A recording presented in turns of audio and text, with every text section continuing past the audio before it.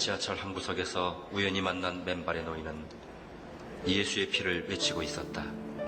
나는 공로보다 예수의 피밖에 없네. 예수의 피밖에 없네. 아무도 듣지 않는 그 피를, 그 십자가를 외치고 있었다.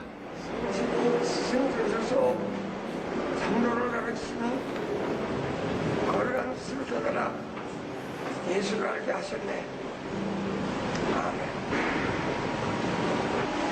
남북조 자동 통일 내가 믿는 대로 되리라. 아멘. 최춘선이란 이름을 가진 노인, 50년 가까이 맨발로 다니며 복음과 사랑을 전하고 있었다. 그때는 우리가 고아들을 많이 데리고 있었죠. 예. 갈 데 올 데 없는 할머니도 계셨고, 아. 심지어 나 환자도 있었고요. 예. 결핵 환자, 그 당시는 결핵 못 고치는 걸로 예. 결핵 환자, 정신병 환자. 평생을 그저 어려운 사람들, 길가에 가는 사람들, 길 가다가도 그냥 곧 지나치는 데가 없어요. 어린애들은 먹고 안고 돌아와서 길로. 네. 나 있을 때 수십 명이었죠. 김포에서는 몇백 명이었다고 해요. 나 아무것도 아니고 십자가 인도 크라이스트 be my glory 에바 여백남을 건너가 연동식이다. 십자가 무한사랑 찬양.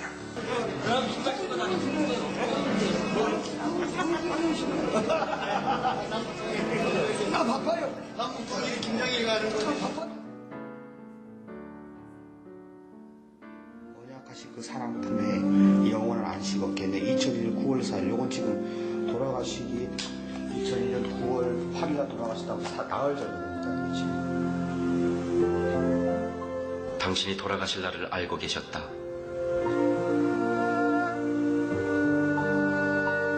그 마지막 날엔 기어이 전도를 하러 나오셨다가 누추한 나를 만난 것이다. 그토록 사모하던 주님 품에 안기는 날이기에 기어이 맨발로 나섰던 것이다.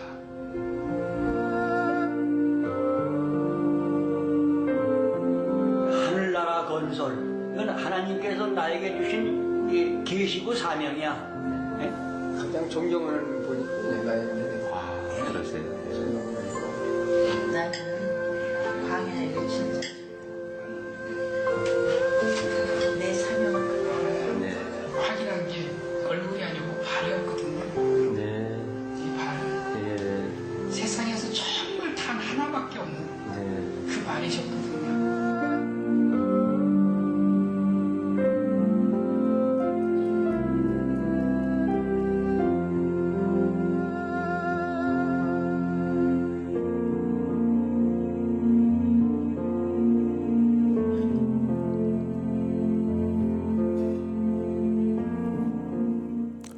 여러분 아시는 것처럼 최춘선 할아버지 20년 전 영상인데요.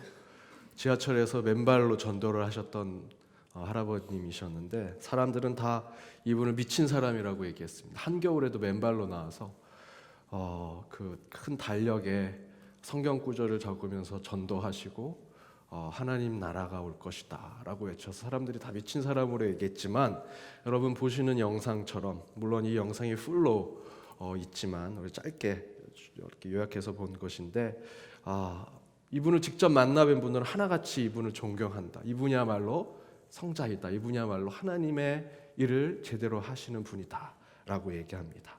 우리가 생각할 때는 저와 여러분이 정상인 것 같고 이분이 비정상인 것 같고 정신이 이상한 사람인 것 같지만, 이분은 얘기합니다. 나라가 망했는데 어떻게 신을 신고 다닐 수 있냐. 지금 헐벗고 가난하고 괴롭게 살아가는 사람이 이렇게 많은데 우리가 이렇게 편안하게 살아갈 수 있느냐.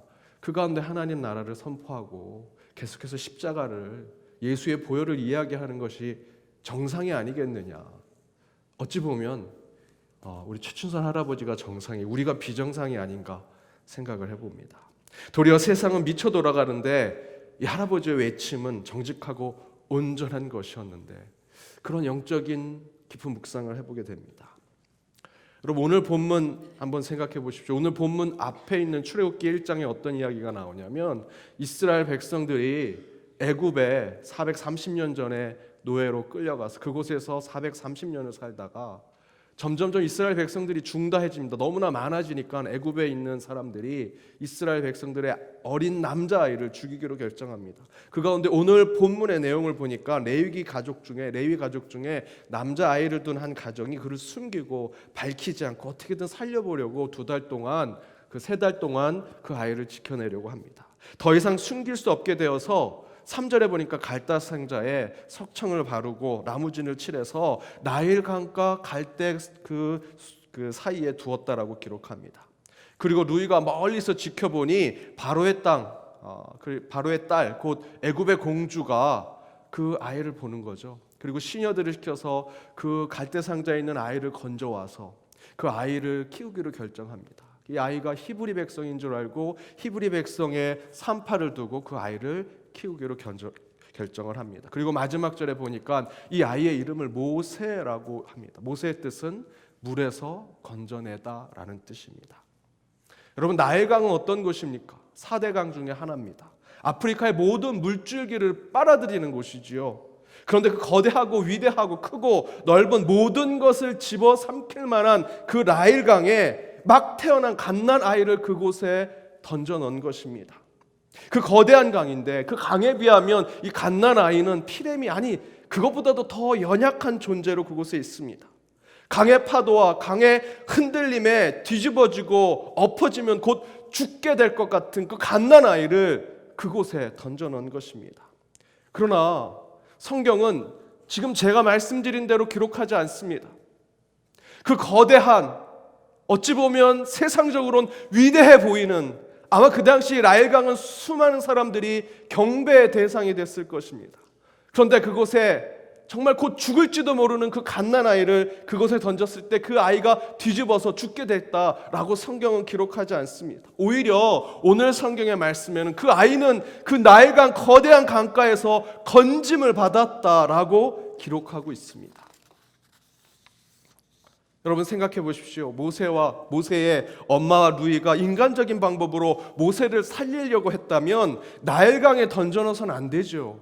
더 숨기고 꽁꽁 더 어딘가에 가리지 않고 보이지 않게 해야 됩니다. 그러나 그들은 더 위험하다고 생각했던 나일강 그곳에 던져놨습니다. 성경에는 기록되어 있지 않지만 분명히 그들은 하나님의 메시지를 들었을 것입니다. 하나님, 어떻게 그 나일강에 공포와 위험이 있는 그곳에 우리 아이를 던져놓으라 하십니까? 성경엔 기록되어 있지 않지만 분명히 그들에게 하나님은 나일강에 아이를 던져라, 나일강에 아이를 던져라 라는 음성이었을 것입니다. 오히려 그들은 반문하고 순종하지 않았을 것입니다. 그러나 끝내 하나님 음성에 순종하였죠. 그때 하나님의 명령이 무엇이겠습니까? 흔들리고 파도치는 그 나일강에 던져라. 모든 사람이 경배하고 종교시하는 그 나일강에 던져라. 그런데 여러분 기억하십시오. 제 아무리 위험하고 속되고 악한 곳일지라도 하나님이 지키시는 것이 그 안에 있다면 그 어떤 것도 쓰러지고 무너지지 않습니다. 왜냐하면 그것은 속되고 악한 세상에 바다 위에 있지만 하나님이 지키시는 것은 그런 위대한 나일강이 아니라 하나님의 꿈, 하나님의 소망입니다. 그 갓난 아이에게 미물에 존재하고 전혀 아무것도 아닌 것처럼 보이는 보잘것없는 것이지만 그 안에 하나님의 소망이 잠재되어 있다면, 하나님의 생명이 그 안에 있다면 거대한 나일강이라도 결코 그 아이를 집어삼킬 수 없습니다. 지금 우리는 실제로 저와 여러분은 나일강 위에 떠 있는 존재나 마찬가지입니다. 특별히 오늘 참석한 직장인 여러분, 여러분이 하나님의 소명의 자리라고 여러분 각각의 직장에 가셨지만 여전히 힘들고 괴롭고 이곳이 하나님이 내게 주신 사명의 자리인가라는 생각이 들 수 있습니다. 거룩하고 경건한 일을 하는 것이 하나님의 일인데 내가 하는 일은 다람쥐 쳇바퀴 돌아가는 일인 것 같고, 회사 일을 하면 내가 사람인지 내가 기계인지 모를 것 같고, 회사 경영인의 사장님 돈이나 벌어주는 것 같은 그저 부속품 같은 존재로 느낄 때가 많죠. 그러나 여러분이 있는 그곳은 분명히 나일강은 맞습니다. 언제 어떻게 나를 집어삼킬지 모르고 물속에 깊이 빠져 들어갈지도 모르는 매우 위험한 곳인 것은 사실입니다. 그러나 여러분 심중에 하나님의 소망, 하나님의 꿈, 하나님의 생명을 품고 여러분이 사신다면 절대로 여러분은 그곳에서 쓰러지지 않을 것입니다. 깊은 물속에 빠지지 않을 것입니다. 수천 년 전에 이 모세가 파도치는 나일강 위에서 건짐을 받고 그는 이스라엘 백성들을 구원했을 뿐만 아니라 그 모세를 통해서 온 인류가 구원을 받은 것이나 마찬가지입니다. 저와 여러분도 흔들리고 더 악해지는 세상 속에 살아가죠. 지금 우리가 살아가는 세상 나일강과 같습니다. 여러분이 일하는 회사도 때로는 가정도 안타깝지만 때때로는 교회마저도 나일강과 같습니다. 그러나 그 안에 갓난아이처럼 집어삼켜질 수밖에 없고 뒤집어 엎어질 수밖에 없는 존재와 같은 저희 안에 하나님의 생명, 하나님의 비전, 하나님의 꿈과 하나님의 소망이 우리 안에 있다면 결코 뒤집어지지 않을 것입니다. 물속에 빠지지 않을 것입니다. 분명히 모세처럼 건짐을 받게 되리라 저는 믿습니다. 어쩌면 우리는 주님 품에 갈 때까지 흔들리고 파도치는 나일강 위에 떠돌며 살게 되는 자들일지 모릅니다. 그러나 그럼에도 불구하고 이 희망 없어 보이는 세상에서 모세가 나일강에서 구원을 받았던 것처럼 저와 여러분이 하나님의 비전, 하나님의 소망을 품고 있는다면 반드시 하나님의 건짐을 받을 것이고 저와 여러분을 통해서 하나님께서 그 구원의 역사를 보여주시리라 믿습니다. 회사가 때로는 가정이 앞에서 말씀드렸던 대로 어쩔 때는 교회마저도 나일강 같지만 소망과 희망을 잃어버리지 마십시오. 구원하고 건지시고 새롭게 하실 분은 우리 하나님이십니다. 그분을 향한 믿음을 잃지 마시고 항상 예배의 자리, 기도의 자리, 찬양의 자리를 지키시는 저와 여러분이 되기를 주님의 이름으로 축복합니다. 기도하시겠습니다. 사랑의 하나님 감사합니다. 한 주의 삶 살다 저희들 주일을 지나고 3일이 되어 특별히 수요 직장인 예배로 함께 모였습니다. 2020년도부터 우리 연동교회 이 수요 직장인 예배를 주님께서 새롭게 세워주시고 이 예배를 통해서 저희를 거듭나게 하시며 새로운 주님의 비전을 보게 하여 주옵소서. 오늘 주신 말씀대로 나일강 같은 세상의 삶을 살아갑니다. 거대하고 위대합니다. 세상 모든 사람들이 이 세상을 우상으로 생각합니다. 그러나 그 가운데 갓난아이처럼 던져진 우리입니다. 그러나 주님은 우리 가운데 생명을 품으시고 소망을 품으시고 비전을 품고 계심을 믿습니다. 결코 엎어지지 않으며 집어삼켜지지 않을 것임을 저희들 믿습니다. 쓰러지지 아니하고 포기하지 않게 됨을 저희들 믿습니다. 주님의 건지심을 받는 모세와 같은 제2의 모세가 우리의 삶 가운데 우리의 신앙 가운데 다시 세워지리라 믿습니다. 우리의 직장에서 우리의 가정에서 때로는 우리의 교회에서 세상의 광장 속에서 이 나일과 같은 세상 속에서 저희를 건지시는 주님의 그 손길을 늘 경험하며 살아가게 하여 주옵소서. 우리의 소망이 되어주시고 우리의 생명이 되신 주님만을 찬양하게 하여 주옵소서. 이 모든 갖고 예수님의 이름으로 기도드립니다. 아멘.